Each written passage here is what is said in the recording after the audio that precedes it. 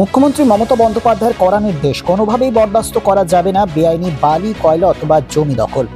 যে যত বড়ই মাথা হোক না কেন, তার বিরুদ্ধে কঠোর ব্যবস্থা নিতে হবে। তারপর থেকেই নড়ে চড়ে বসেছে প্রশাসন।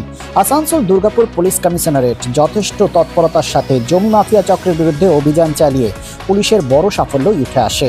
পুকুর ভরাট করে বেআইনি জমি বিক্রির অভিযোগে আসানসোল উত্তর থানার পুলিশ দুজনকে গ্রেপ্তার করে। আসানসোলের বাসিন্দা তাপস নন্দী এবং দুর্গাপুরের চন্দন শর্মা, তাদের আজ আদালতে তোলা হয়। এর আগেও দীনেশ গড়াই এবং উইলসন পুলিশের হেফাজতে ছিলেন। শনিবার তারা জামিন পান। পুলিশ জানিয়েছে এই চক্রের সাথে আরও অনেকেই জড়িত থাকতে পারে। অন্য কেউ জড়িত আছে কি না তাদের তদন্ত চলছে। বেআইনি কার্যকলাপে জড়িত কোনোভাবেই বরদাস্ত করা যাবে না এবং কঠোর থেকে কঠোরতম শাস্তি দেওয়া হবে।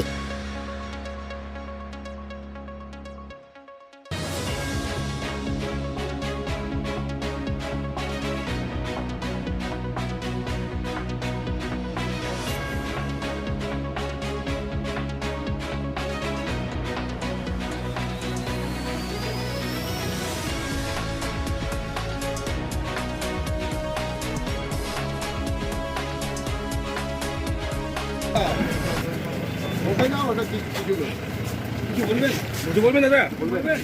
দাদা কিছু বলবেন? কিছু বলবেন? দাদা কি হচ্ছে না দাদা? অন্যদিকে বিজেপির পশ্চিম বর্ধমান জেলা সভাপতি বাপ্পা চ্যাটার্জি জানান, 2026-এর নির্বাচনের আগে মানুষের মন ঘোরানোর জন্যই এই ধরনের কার্যকলাপ করা হচ্ছে। তাহলে কেন আগে ধরা হয়নি এই ধরনের জমি মাফিয়াদের? কি বলেছেন তিনি, শোনাবো আপনাদের। দেখুন, জমি মাফিয়া তো আর 26-এ ভুল ফুড়ে হয়নি। জমি মাফিয়া যারা ছিল তারা তো এই মমতা ব্যানার্জির সংরক্ষণেই পরিচালিত হচ্ছিল।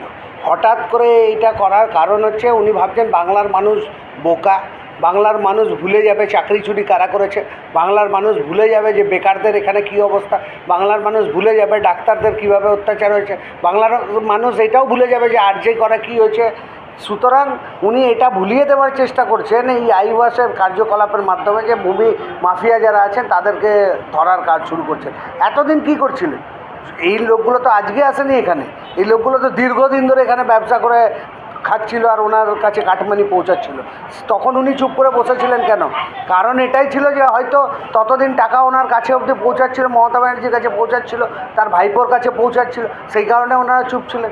সামনে 2026-এর নির্বাচন, উনি বিভিন্ন যে পশ্চিমবাংলার যে তৃণমূলের দুর্নীতি আর দুষ্কৃতি আছে সেখান থেকে বাংলার মানুষের মন ঘোরানোর জন্যে, চোখ ঘোরানোর জন্য এই আইওয়াসের পন্থা অবলম্বন করছেন, আর কিছু না।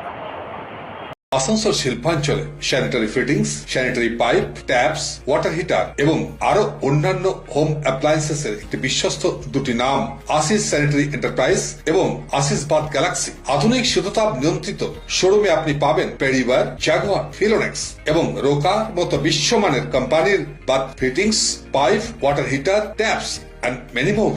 So come and enjoy our services at your doorstep. Asis Sanitary Enterprise, opposite Loco Count, GT Road, Asansol. Phone number 94343-12083 and 973-414-8383. And our another showroom, Asis Bath Galaxy, a house of exclusive sanitary ware bath fittings.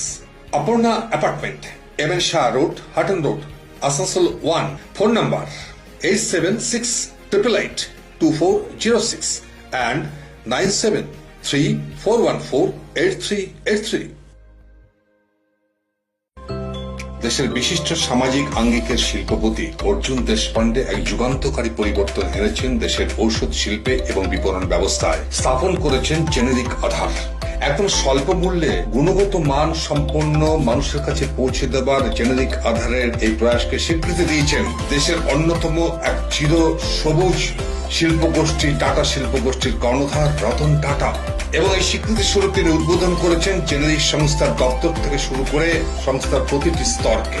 পশ্চিম বর্ধমান জেলায় এই generic আধারের একমাত্র এখনো বিপণন সংস্থা হেরা enterprise Asansol পৌর নিগম 85 নম্বর word 2 নম্বর মহিশিলা কলোনিতে চলার পথ শুরু করেছে।